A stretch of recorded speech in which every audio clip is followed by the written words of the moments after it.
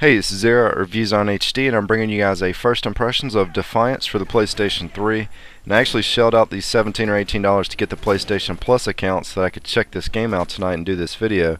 And I've never played a true MMO shooter before. I spent a good bit of time with MAG, which could support up to 256 players, but that game really isn't in the same league or category as what this one is.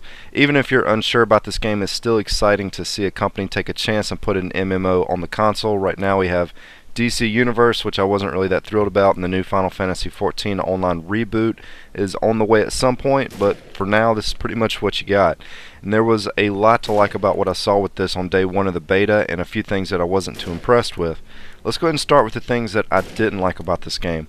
The character creation was about as bare bones as you can get, and it had some of the weakest options that I've seen on any game with an MMO status. I'm not sure if that's going to be expanded on later, but either way, just wasn't too thrilled with the options in the beta. You do have an inventory screen that allows you to equip new outfits, so maybe your character looks isn't that big of a deal because you're going to be decked out in some sort of uniform later on, and maybe even a helmet. I haven't done a lot of research on what's to come. I mean, they could change everything on day one. This is an MMO, so usually with MMOs they have big, large updates that can completely change the entire game, so the character creator not having a lot of options may not be that big of a deal. The enemy AI was iffy at times, and the enemy respawn timer may be set a bit too fast, and it seemed like they were spawning out of thin air in some parts, so I wasn't really thrilled about how all that was set up. And yes, I know in typical MMOs enemies respawn out of nowhere in the same areas, but this was kind of different. This was basically I'd be in the middle of a mission clearing an area out, and just waves of enemies were respawning all around me in a circle. So that's another question mark. That's something that could easily be fixed. As far as the enemy AI, it was hard to tell if they were just slow and stupid because it's the beginning of the beta and the developers wanted to take it easy on you, or if they're just not programmed to be that lethal, or if they're just stupid because they're not programmed well. Their sight range was really limited, so when I ran across one out in the open, sometimes even if I was like 10 feet away from them, they just wouldn't recognize that I was there. So really hard to tell at the beginning of the beta what the deal is with that. And the way the quests are distributed and turned in really wasn't that impressive. Most MMOs throw catchy music or some sort of special effect when turning in quests, or even just when you're leveling up, and there really wasn't anything special going on with any of that. It was almost robotic, and the quest menus weren't that colorful or nice looking. I mean, they were sharp, they were crisp, but in my opinion they just didn't look all that great. So gaining new quests and turning in old ones just wasn't as fun as it could be. And last but not least, the actual movement of the scope for my sniper rifle was way too stiff.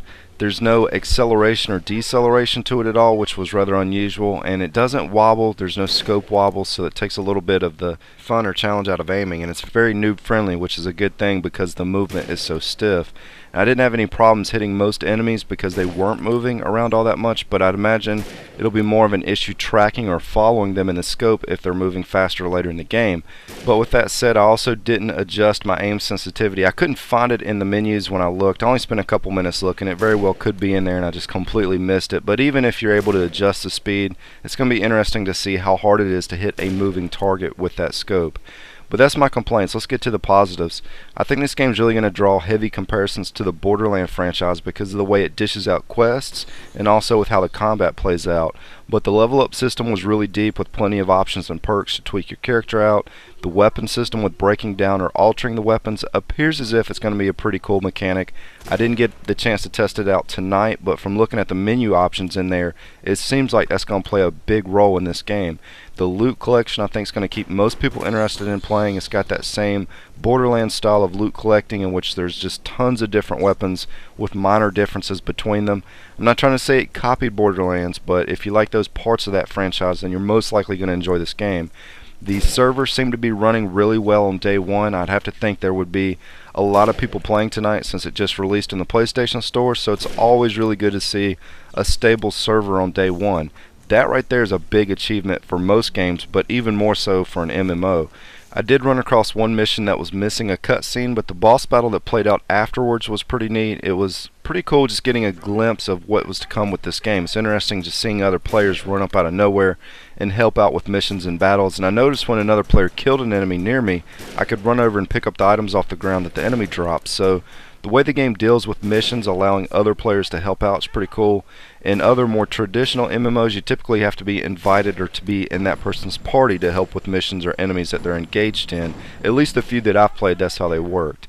When I was looking in the menus on the game tonight, in the boost area, I noticed there was some sort of clan option in there for boosting your other party members. So I think that's going to play a big role in having some fun on here as well, having a balanced group of friends with different roles, different jobs to run around with.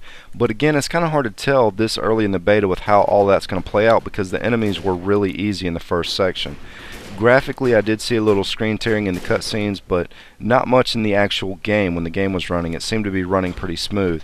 I didn't see a lot of explosions, which will be the true test of the graphics, but from what I saw, it was running well. The music was really good. I thoroughly enjoyed the soundtrack. It's one of those that stays in the background when you're not paying attention to it, but if you stop and listen to it, it sounds great, so it shouldn't annoy most of you guys that are playing. It's exactly what you would want in an MMO sound-wise. As far as if I'm going to be covering this game when it releases, doing a review for it, I'm leaning towards no, and it's not because I didn't have fun playing it tonight, but I'm leaning towards no because of the amount of time that's going to be involved with playing it and reviewing it. I'm currently in the middle of a couple projects, and I'm planning to review Tiger Woods next week, and I have things planned for the week after, so it's all going to depend on how much I get done over the next couple weeks.